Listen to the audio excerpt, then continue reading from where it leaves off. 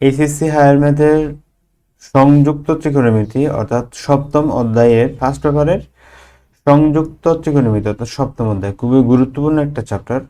আমরা ধাপে ধাপে প্রত্যেকটা চ্যাপ্টার আমাদের প্লেলিস্টে অ্যাড করব। আজকে আমাদের 7E এর 6B একটা গুরুত্বপূর্ণ ম্যাথ আমরা সলভ করব। এখানে আমাদের কিছু ক্লু দেওয়া আছে। সাপোজ এটা হচ্ছে 1 নং আর এটা হচ্ছে 2 নং সমীকরণ। তাহলে আমি 1 নং সমীকরণকে স্কোয়ার করব, তারপর হচ্ছে এই 1 নংকে স্কোয়ার করব, তারপর 2 নংকে স্কোয়ার করব, তারপর যোগ করে ফেলবো, তাহলে এটা পাবো। দেখি কি পাই। এদিকে পাই হচ্ছে a square sine square alpha plus 2ab sine alpha sine beta b square plus b square sine square beta, এদিকে হচ্ছে সি স্কোয়ার। আর 2 নং সমীকরণকে যদি আমরা যোগ করি তাহলে কি পাবো। এদিকে পাই হচ্ছে A square cos square alpha, এদিকে পাবো হচ্ছে B square cos square beta, আর এখানে পাচ্ছে হচ্ছে কি 2ab cos alpha cos beta. ঠিক আছে, আর এগুলোতে সি স্কোয়ার আছে। আশা করি বুঝছি। 1 নং সমীকরণ এই যে এই যে 1 নং সমীকরণকে স্কোয়ার করলাম, তো করে আমি এখানে বসাইছি। এই যে এটা পুরোটাই হচ্ছে 1 নং সমীকরণ। আচ্ছা, তারপর 2 নং সমীকরণকে স্কোয়ার করে আমরা এখানে বসাইছি। হ্যাঁ, এখন আমি কি করব, যোগ করব। যোগ করি তো।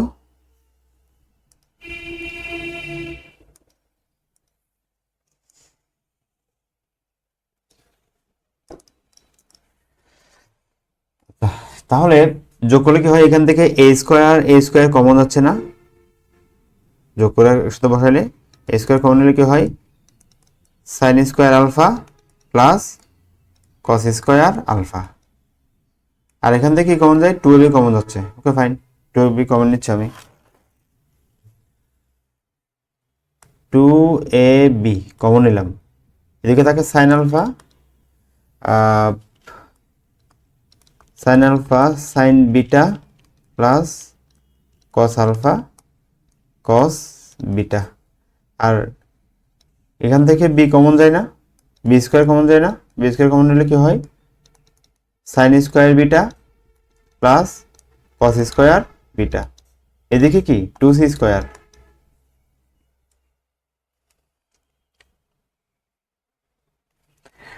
আচ্ছা, পরের লাইনে এখানে দেখো sine square alpha cos square alpha মানে 1 না, তাহলে এই শুধু এ স্কোয়ার লিখবো।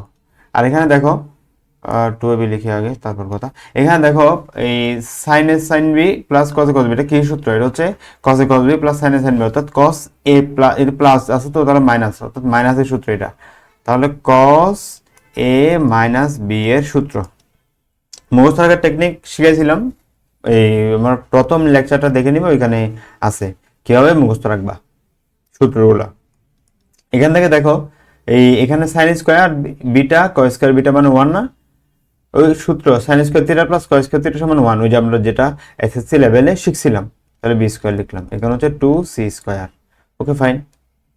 তাহলে 2ab cos alpha minus beta, আর এদিকে 2c স্কোয়ার। এই যে এ স্কোয়ার বি স্কোয়ার এগুলো পাশে নিয়ে আসলাম, মানে এ স্কোয়ার প্লাস বি স্কোয়ারকে আমি এদিকে নিয়ে আসলাম, ব্র্যাকেট দিছি। যদিও ব্র্যাকেট দিছি আমার প্রমাণে ব্র্যাকেটে ছিল সেজন্য। এখানে আমাদের কসের কোনটা হচ্ছে আলফা মাইনাস বিটা, বাট আমার প্রমাণে হচ্ছে আলফা মাইনাস বিটা বাই 2, অর্থাৎ এখানে হাফ আকার আছে। তাহলে ওইটা হাফ করে ফেলি, অর্থাৎ কস 2n এ এভাবে করে ফেললাম লিখে। তাহলে এটা যদি কি এভাবে মাইনাস লিখে তাহলে কি হয়, A minus B whole square plus 2ab হোক, সমস্যা নেই। তারপর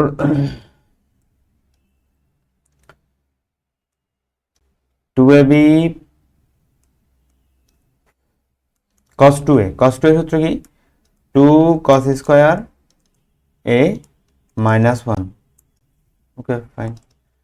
2c স্কোয়ার, এটা a minus B whole square plus minus 2ab। ঠিক আছে এতটুক। তারপর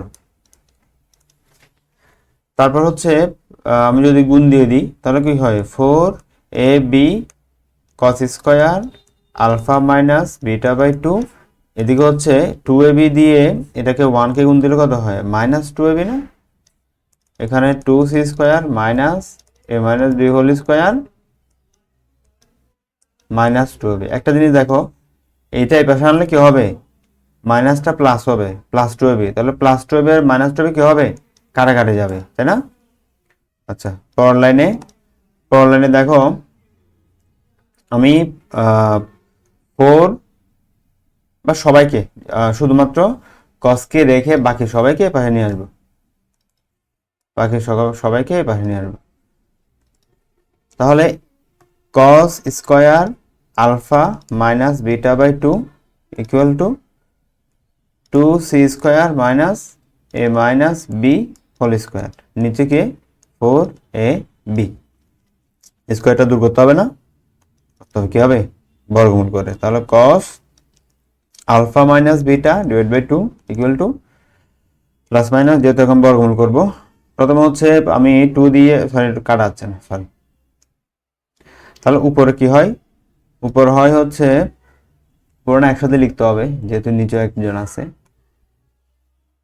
আচ্ছা, এখানে দেখো, এখানে 4 কে বর্গমূল করলে 2 না, তাহলে নিচে 2, তাহলে এখানে হাফ আগে লিখলাম, আর এখানে ab আর এটা পুরোটার উপর কি হবে, বর্গমূল হবে, 2c square minus a minus b whole square, এদিকে হচ্ছে ab। বুঝছো? আমি যদি এখানে বর্গমূল করি, আমি একটু দেখাচ্ছি, এখানে যদি বর্গমূল করি, ঠিক আছে, তাহলে শুধুমাত্র 4টাই বর্গমূলকে কেটে বের হয়ে আসতে পারবে, কারণ 4 কে বর্গমূল করলে 2 হবে, 2টা বাইরে আসছে, এখন 2টা আবার উপরে লিখতে পারবে না, এটা নিচে দেখছো না, বাক্সের নিচে এটা, সুতরাং নিচে লিখতে হবে, আর বাকি সবাই বর্গমূলের মধ্যে পড়ে গেছে। ব্যাস, আমার প্রমাণ হয়ে গেল, ঠিক আছে, প্রমাণিত বা সহজ দেখানো হলো।